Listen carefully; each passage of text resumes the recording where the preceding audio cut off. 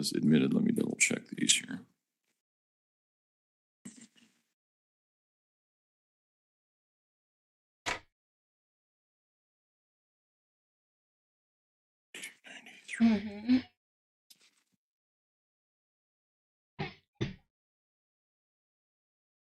Hold on, honey.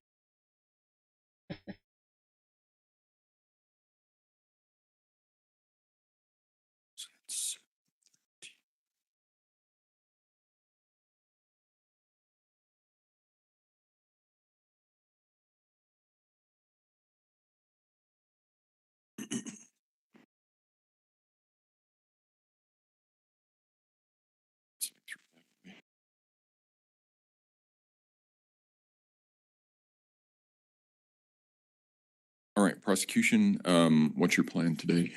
Well, first of all, thank you for letting us do that exhibit audit to make sure that we had admitted everything. Our plan is, as soon as we bring the jury in, based on having that conformity between what we believe we had admitted and now what the court understands that we've also admitted with no objection from defense, we'll plan to rest as soon as the jury comes in. Okay.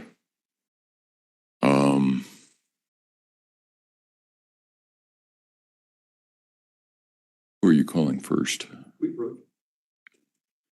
Sure. Hold on just a second.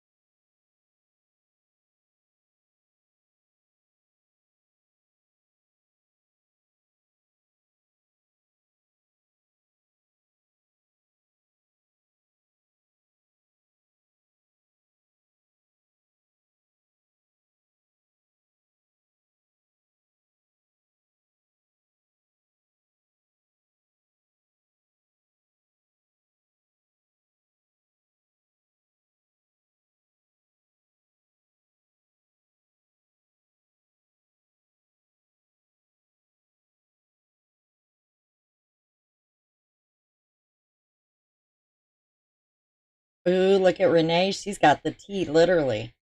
So the woman that is sitting with Al Stauch, the blonde, that is Al's new wife. So the rumors are true. And I think there's a little baby or something too. There's a picture of them coming into the courtroom one day. Wow. I mean, I'm not here to judge him. He's been through a lot, but for me, it would be so hard to trust another spouse, at least for, you know, quite a long length of time anyway. Okay. Good Let's for go ahead and him, bring the though. jury in then. He deserves happiness.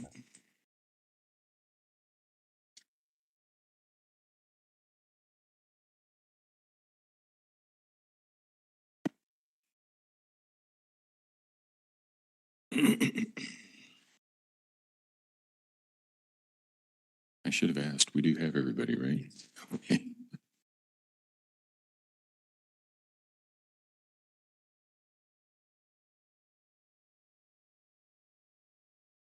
Ooh, interesting, Deanna. She also made like the devil sign or something, so wonder what that was signaling, because she did it right after the heart. Oh, wow, Peacock. He left Lana alone with her before they were even married. I was livid. You guys do return time at 1 o'clock?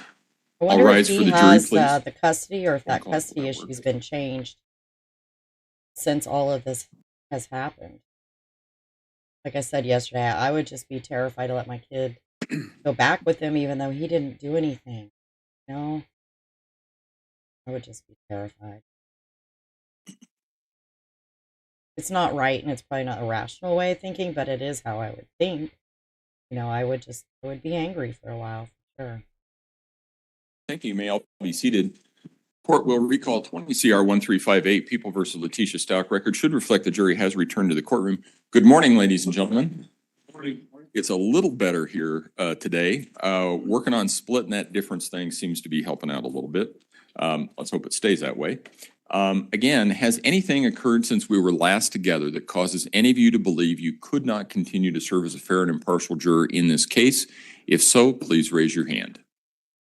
Good morning, No Peacock. response? Thanks for being here. All right. With that, when we took our break yesterday, we were still in the midst of the prosecution's case in chief.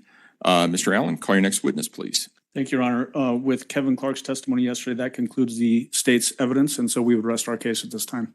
All right, ladies and gentlemen, what that means is the prosecution has presented all of the evidence which it has decided to present in this case to prove all of the charges against the defendant beyond a reasonable doubt.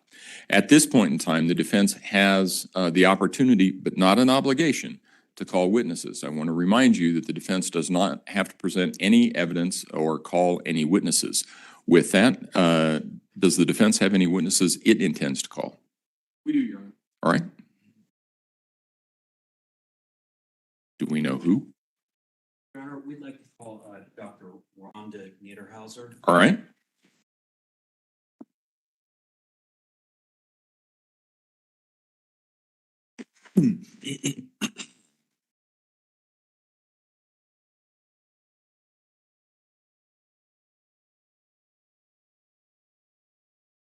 Dr. Niederhauser, if you would step forward and raise your right hand, please, ma'am.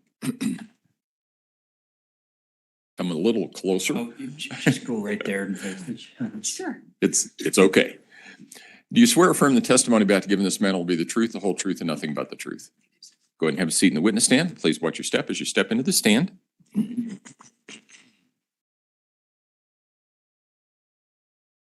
Good morning. Good morning. Could you please state your full name and spell your last name for Sure. the court reporter who's seated right in front Sure. of you? It's Rhonda, Ronda. And you need my middle name too? Last name's Okay. fine. Niederhauser, Niederhauser. How are you employed?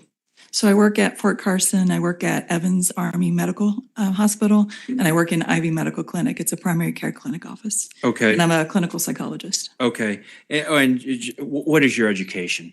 I have a doctorate degree, PhD in clinical psychology, and then I have a postdoctoral master's in clinical psychopharmacology. Okay. And is this your full-time job at Evans Hospital on Fort Carson? Yes, sir, it is. Okay. And you work at a primary care clinic? I do, yes. Okay.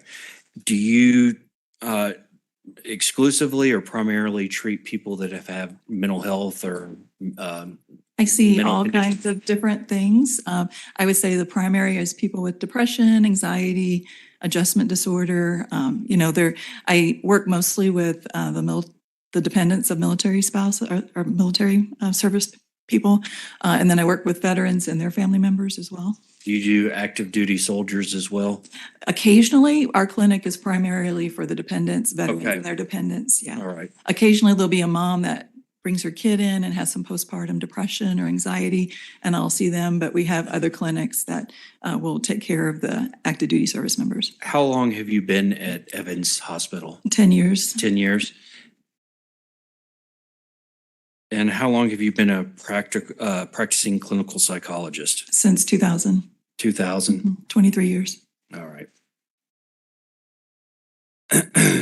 So in December of 2019, did you meet with a Letecia Stauch? Yes, I did. Okay. And is this Ms. Stauch seated at the table, as you recall? Yes, it is. Okay.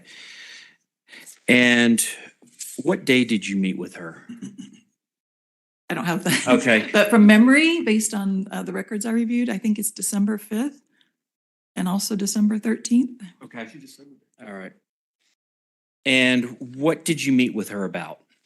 So she came in to see her primary care doc first, and that's kind of what I do. I'm a clinical psychologist, but I work as a behavioral health consultant. So my job is to work with the primary care docs to see what care somebody may need. So do they just need brief intervention? Do they need ongoing counseling? Do they just need medications? Kind of get them to the right place.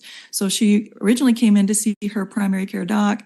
She was having some constipation, and the doc also did a depression and anxiety screener on her. And based on her anxiety symptoms and what she was going through with stress, her doctor walked her into me. And I have 30-minute appointments. I don't do the typical psychologist type of job because I work in a primary care clinic office and I get people walked in all the time.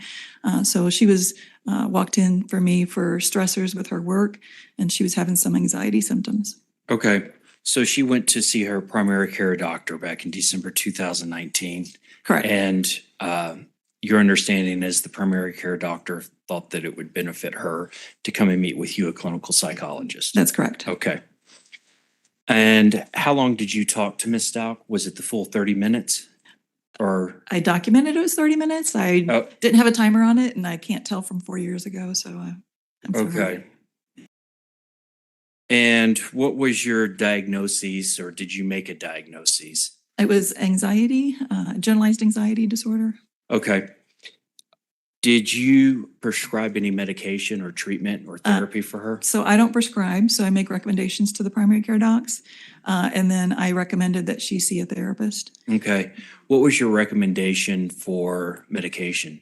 Hydroxyzine. Hydroxyzine? She had said that she had tried other medications in the past, and she wasn't having depressive symptoms. It was more anxiety, and she was having trouble sleeping. And hydroxyzine is an antihistamine. It's like Benadryl. It's what you can get over the counter, which is in Tylenol PM that can make people sleepy.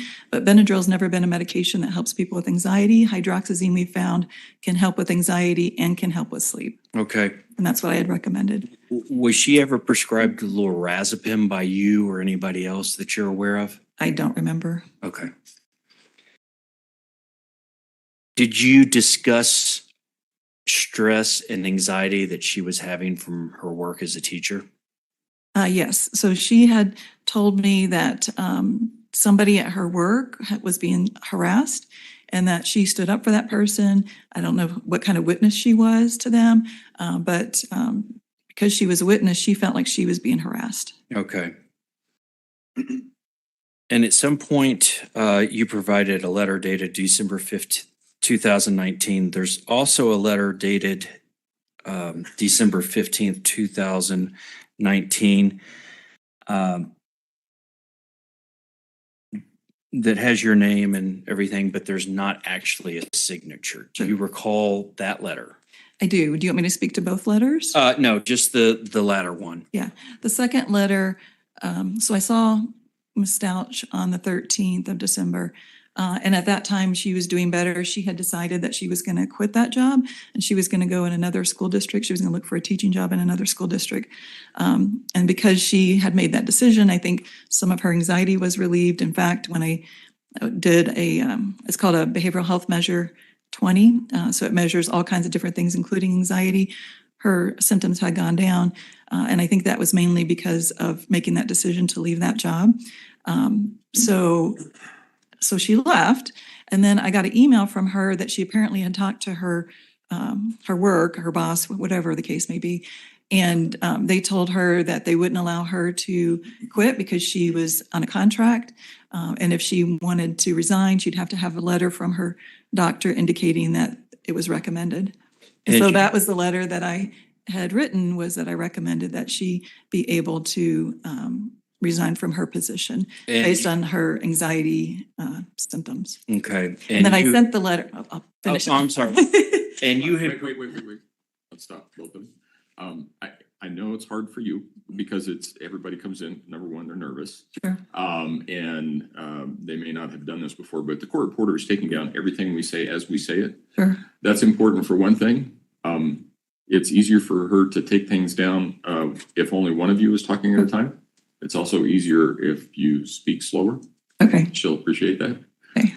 So let's try again. and you provided Ms. Stauch a copy of the letter where you recommended that she step down from her current teaching position. Correct. Okay. Did you provide that a written copy to her? Or did you send it via text, electronic, email? I sent it by email. I sent her a draft of the letter, Okay. which means basically I didn't sign it. I sent her the draft so she would be able to read it and see if she felt like it was sufficient, if I was not putting in too much information or if I was putting in not enough information. So I sent that letter, the draft of the letter, to her. The therapy that you recommended that she start, what type of therapy are we talking about? It just would have been individual Talk therapy Yes. with a psychologist or psychiatrist? therapist, yes. Okay. After December 2019, did you have any more contact with Ms. Stauch? No, I did not. Okay. Can I have just a second, Your Honor? You may. That's all I had. Thank you, doctor. Cross-examination. Thank you, Your Honor. I apologize, everybody. I'm nervous. Would it surprise you you're not the first person that's been nervous on the witness stand? I was hoping I wasn't the only one. Everybody feels it. Don't worry Okay. about it. Okay. So Dr. Niederhauser, I think you said you've been a clinical psychologist since 2000, is that right? That's correct. When you see a patient like you did with this particular defendant, what kind of things do you have access to? Their report, of course, we do scales. We do a depression scale, which is called the Patient Health Questionnaire 9, and it gets the main symptoms of depression. We also do what's called a generalized anxiety disorder questionnaire. It's called a GAD-7. And so we have access to that, to give that to people. The second appointment, we do a behavioral health measure 20. The only reason that they did that one is the first one was with her PCM, and the primary care docs provide those questionnaires. I'll also provide it if the docs have not provided it, if they walk in to see me. But the behavioral health measure, when somebody has an official appointment with me, they're filling that out in the waiting room, and then they bring it to me. That's what the government wants me, the military wants me to have people fill out. Government I'd like and the other two forms better, but that's what they have us fill out. So, Government and the regulations, right? yes, military, yes, Do you get a description of symptoms from the patient? I do. You agree that this particular patient, the defendant, endorsed that she had sleeping problems, I do, that she was feeling tired, yes. that she was having trouble concentrating, Yes, I believe so. and that she had moderate level of anxiety. That's correct. And then that she also, though, denied any suicidal ideation. That's correct. What does suicidal ideation mean? Where she wants to kill herself. She also denied any homicidal ideation. That's correct. She denied any intent or plan to commit either suicide or homicide as well. That's correct. And that was on December 5th, correct? Correct. Did that hold true on the second date, on December 13th? It did.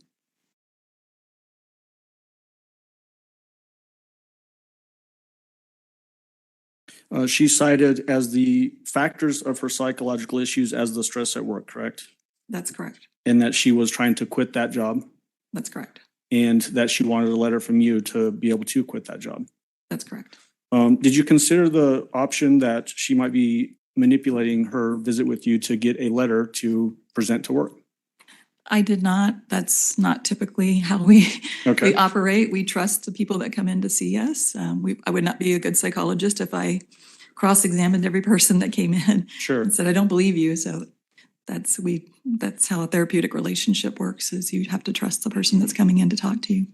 Did you note in your notes on this from December 5th that there was no disorientation observed? That's correct. She knew where she was, who she was, Why is that important? situation. It's important because you have to know who you are, where you're at, what's going on. And she had no problems there. No, not at all. She also was not exhibiting any hallucinations, correct? That's correct. Her memory was not impaired. That's correct. Even remote memory was not impaired. Correct. Memory was not impaired.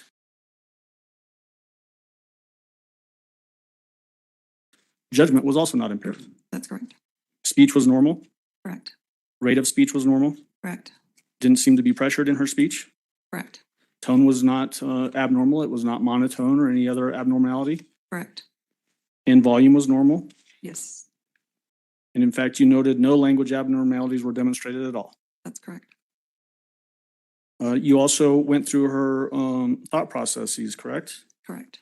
They were not impaired. Correct. In fact, you noted that they were linear, logical, and goal-directed, correct? Correct.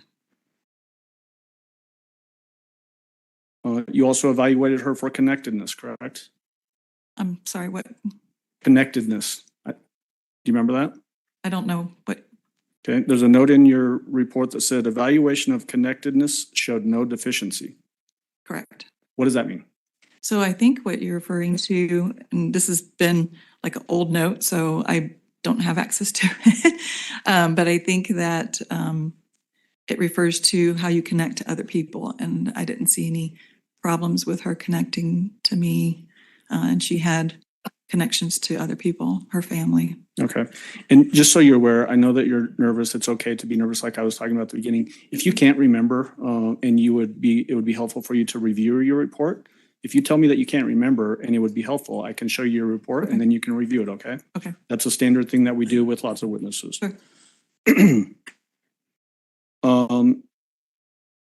You noted that her insight was intact. Right.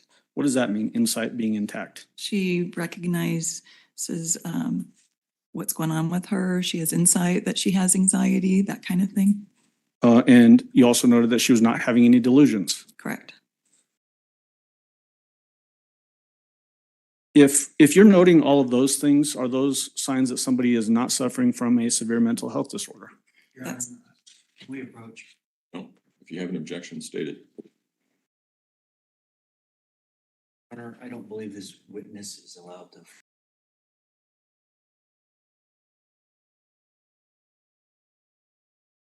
Then she can tell me if that's the case.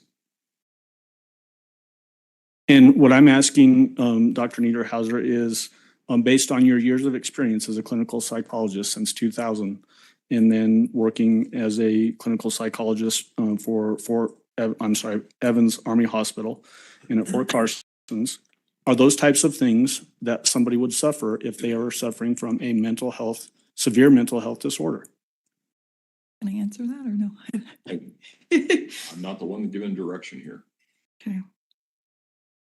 So what I basically would say is if I had any concerns that she was a danger to herself, a danger to someone else, or she was gravely disabled, which means she was psychotic or so severely depressed that she wasn't functioning, then I would have placed her on a 72-hour hold and sent her to a psych hospital. So she had some anxiety, she was having some stress, but she was not suffering from severe mental health disorder to the point where I felt she was a danger to herself or others or couldn't function. Okay. Or was psychotic. Okay. And that's exactly what I was asking. This particular patient was not suffering at the time that you saw her in December on the 5th or the 13th of any severe mental health disorders, correct? That's correct. In fact, you noted that she was only suffering from generalized anxiety disorder. Correct. What is generalized anxiety disorder? So that's where you have anxiety, and for people that aren't familiar with anxiety, it's just worry, nervousness, like I am right now. And so you worry about everything. So you don't just worry about certain things, you worry about a lot of things. Okay.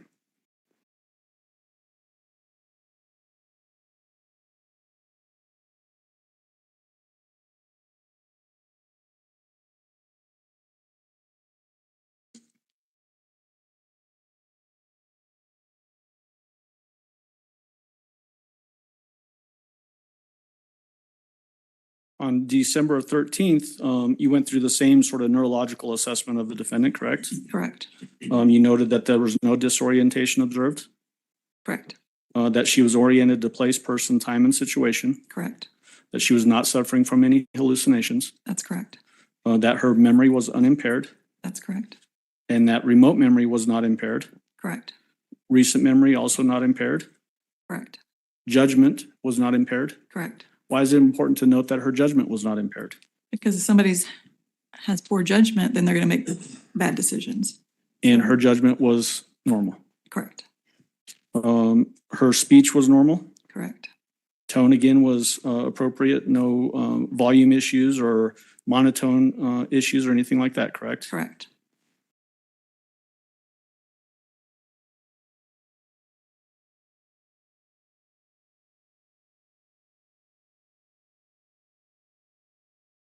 And then you noted on that same day, December 15th, that last time that you had evaluation with this defendant, that she was still only suffering from generalized anxiety disorder. Correct. You mentioned the M1 hold, that 72-hour hold. Tell the jury what that is. So it's a hold that I can place on somebody and send them to a psych hospital. It's up to 72 hours. Generally, when you send them to the psych hospital, the psychiatrist or whoever's in charge at the hospital will continue to keep them on that hold.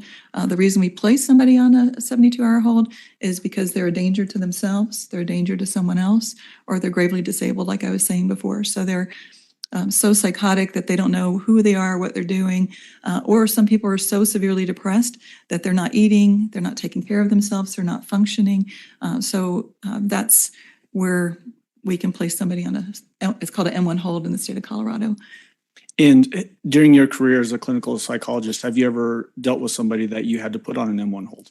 So since I've been at Fort Carson working in a primary care clinic office, I don't see it as often, but I would say probably in the 10 years I've been doing this, it's probably been once or twice a year. So it's not frequent, but it happens. Prior to this, my job was as a mental health evaluator at Memorial Hospital for 5 years, and that's exactly what I did. People would be brought into the emergency room to make a determination if they were a danger to themselves or others or gravely disabled. And so I put people on M1 holds or emergency commitments. Emergency commitment is same thing, except you're under the influence of alcohol or drugs. And the emergency commitment, you would send them to detox, and that's a 5-day hold. And so I had a lot of experience of working in emergency situations and placing people on M1 holds or emergency commitments prior to working at Evans for 10 years. As a professional and as an expert in clinical psychology, do you feel comfortable doing that if you're seeing the signs that would be appropriate for a placement on an M1 hold? Yes. Did you see anything about this defendant on either December dates of 2019 that caused you to have any concern that she was a danger to herself or to anyone else? No, I did not. Okay. May I have just 1 minute? You may.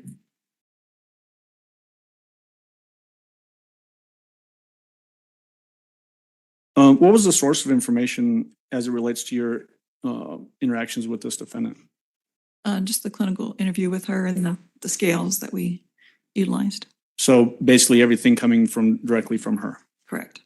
The only time we get collateral information is if we do have concerns about somebody being a danger to themselves or others, or they're psychotic, or, people are worried about them because they're not functioning. That's when I would get collateral information from other people. And that didn't occur here? No, it did not. Okay. Did she have any history whatsoever of psychological treatment in the past? She had told me that she'd been diagnosed with anxiety in the past. In her medical records, she does have a diagnosis of panic attacks and anxiety. And then she had told me that she had tried different medications, but I don't think she'd ever seen a therapist before.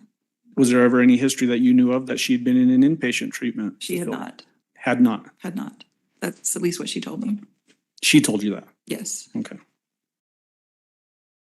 Did she mention any, as it relates to the stress or the anxiety, did she mention anything to you about stress related to her stepfather from 20 years ago? She did not.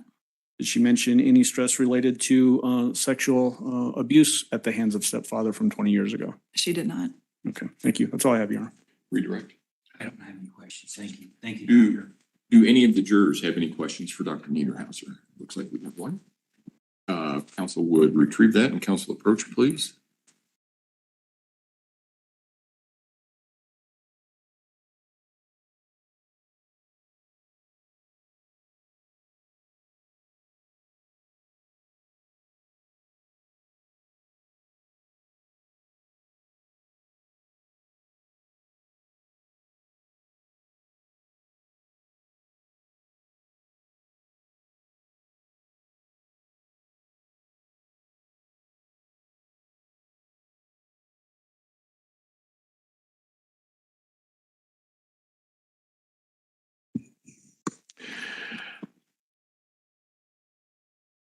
All right. Dr. Niederhauser, did you or the defendant set the second appointment on December 13th?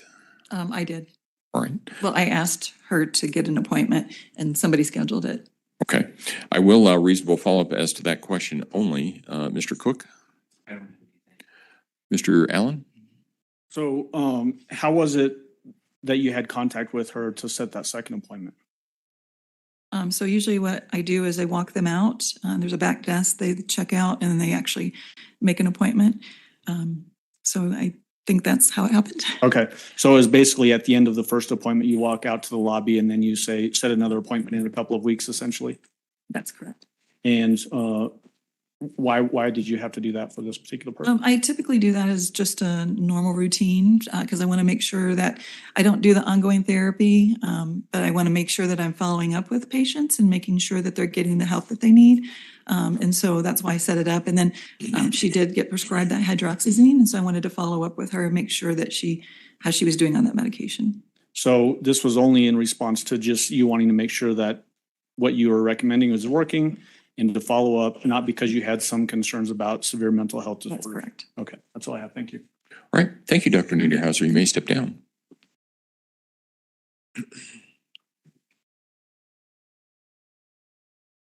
All right, ladies and gentlemen, before you came in this morning, the attorneys and I were talking about some logistical things. And I know you might not be surprised. You might be, but you might not be surprised to find that in a case with this number of witnesses, this number of exhibits, sometimes scheduling issues occur.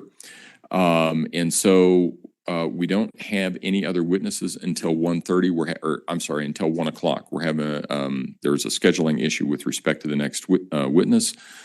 So what we're going to do is I'm going to send you out until 1 o'clock. If I can have you back in the jury room at 1 o'clock. Again, don't discuss the case with anyone else. Don't discuss the case among yourselves. Don't do your own independent research about any aspect of this case. And the attorneys and I will be dealing with other issues. We're going to talk some probably about some jury instructions, some logistical things and things like that. So while we're not able to use your time efficiently this morning, I still hope to do that here. And we are still ahead of where we thought we would be at this point in time. So I know it looks like there's some downtime, but we're still going to use it efficiently from our end. And we are still ahead of where we thought we would be. So enjoy the morning, I guess. And we will see you at 1 o'clock. All rise for the jury, please.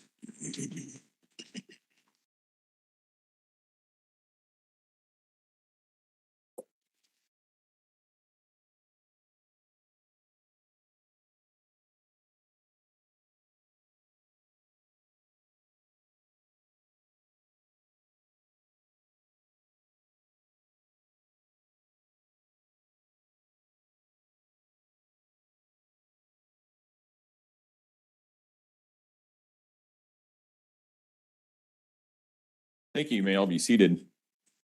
Record should reflect the jury has left the courtroom.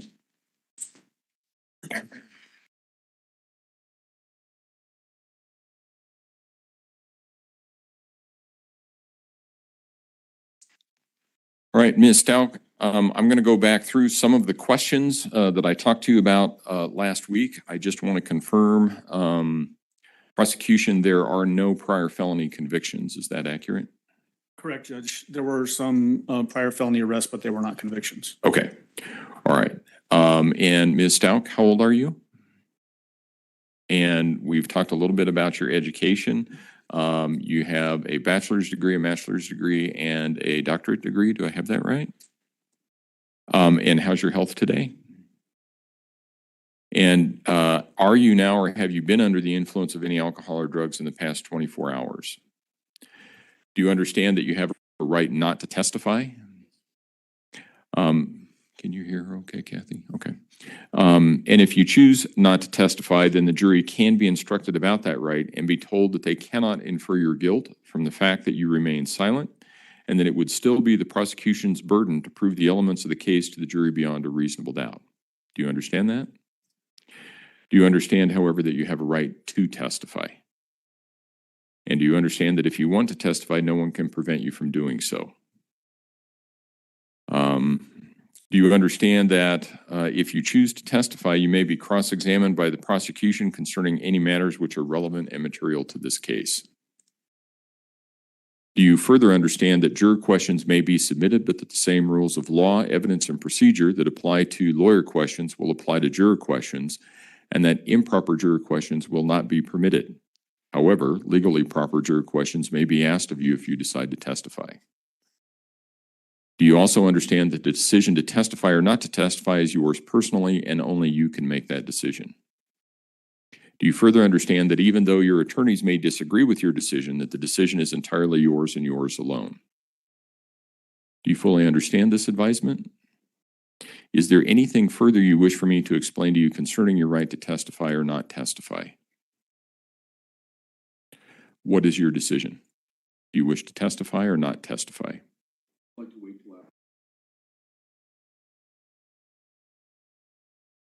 All right, we'll wait until Dr. Lewis has concluded her testimony, and we will see where we are then. And we'll go from there. In the meantime,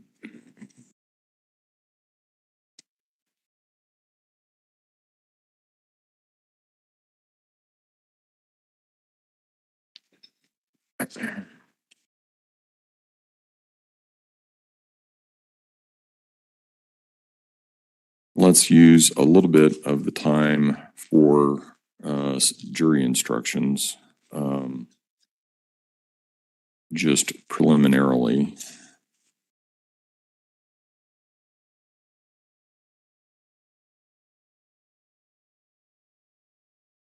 I'm going to take out the instruction regarding discrediting by conviction of a felony.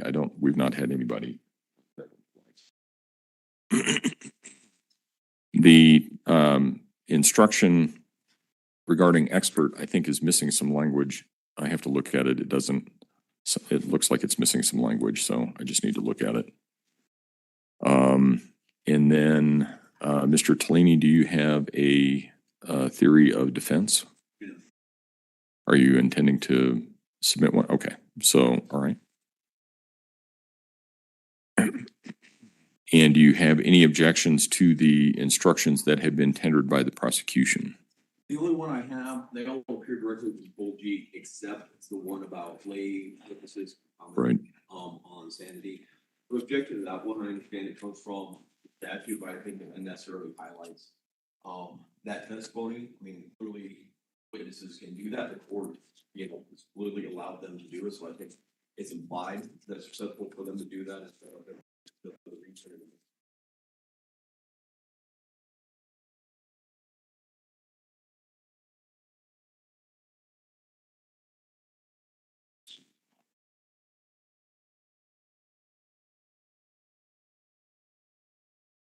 Mr. Allen?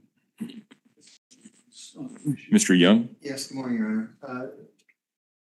That prepared to give you case law on this particular issue this time, so I'd like to reserve argument till I find the case that addresses this issue. Okay. Obviously, there's a statute right on point that allows that to happen, which is 16.8.109. The jury has heard that type of testimony.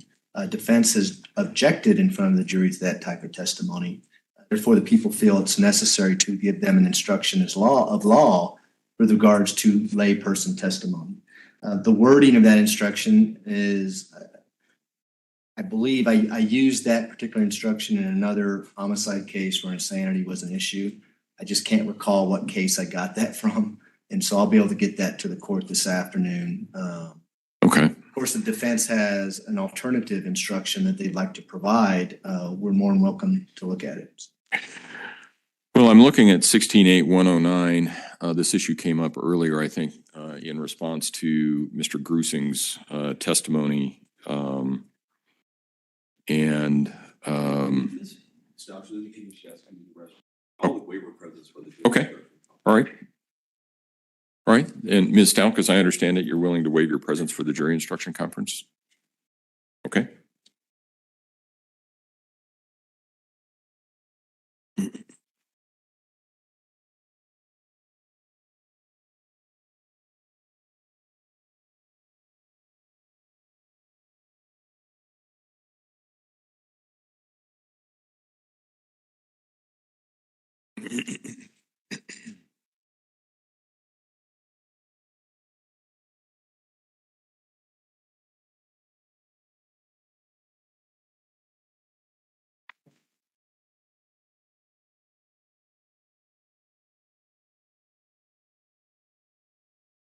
Covered it.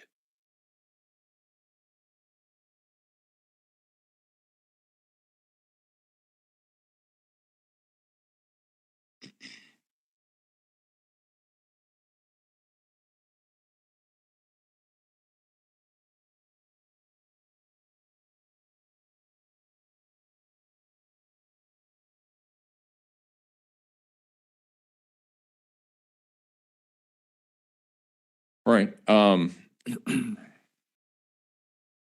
I'm looking at 16.8.109, and as I was about to say, I think that the instruction as submitted, I'm not sure I'm going to give it in the form that it's in light of,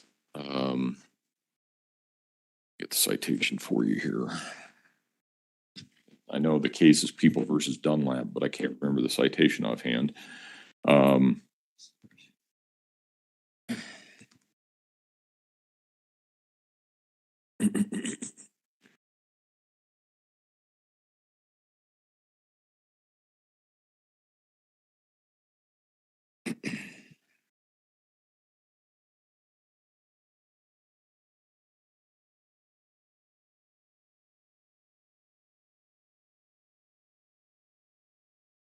Got 173 P. Does it sound right? Dunlap? Nope, I'm thinking it's 36 P third 778. And the case that I'm thinking about now, granted, there are a number of different iterations of Dunlap because it's a death penalty case, so it went up and back a number of times. But I think the case that I'm looking at is 36 Pacific 3rd 778. I can tell you for sure the principle of law is that it was reversed because the language in the instruction that was given by the court did not specifically track the language in the death penalty statute. And so I think the closer that language in an instruction tracks the actual language in the statute, I think the better we are. I do think, and I am inclined to give such an instruction in part because it's warranted by the law, and in part because there has been some testimony regarding from lay witnesses regarding their impressions about Ms. Stauch's mental status at any particular time. And so I think that the jury should be advised that they can Whether they give way to that or not is up to them, but I think that they should be advised that it's proper to consider that and take that into consideration.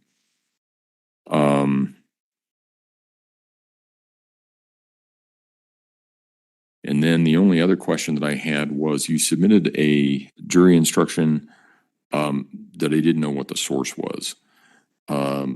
It says the question of the defendant's sanity or insanity has reference to her mental condition at the time of the alleged acts, the condition of the defendant's mind previous to the act charged, and since that time may be considered only to aid you in determining her sanity or insanity at the time of the acts charged.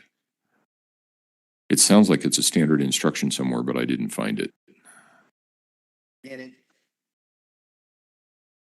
did these so long ago, it's hard to remember where I got. Okay. I got most of them from Colgy, but I also did some from prior cases that I had. So Okay. I'll do some research while we have some time and figure out where I came up with. Okay, that one, that's the only one that I had the question about. So, and let's see.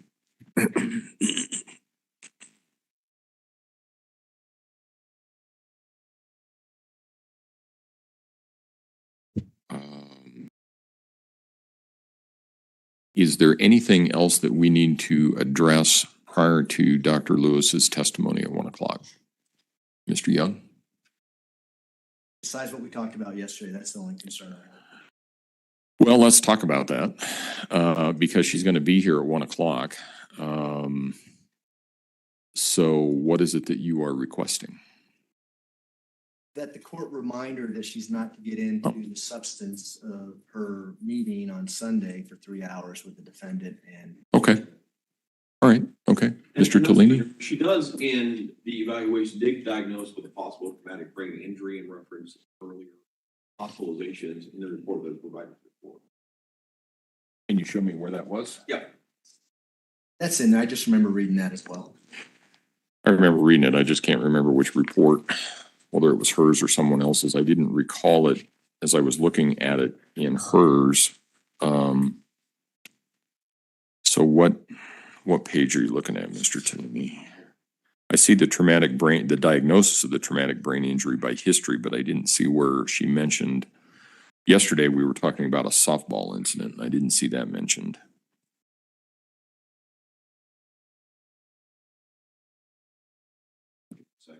Okay.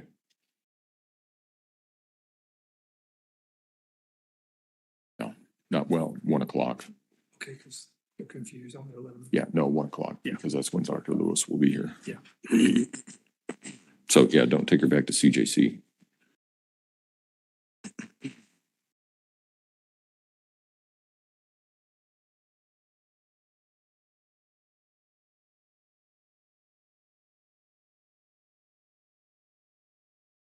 Yeah, so on the preliminary report, The preliminary, okay. yes, on the third page, talked about a second diagnosis could be much partial seizure. These kinds of seizures are characterized by auras. She was severely injured when a shell fell on her head and knocked her unconscious. Prior to that, she suffered a head injury and was taken to the emergency room, required a CAT scan, and had a discharge of diagnosis. Okay.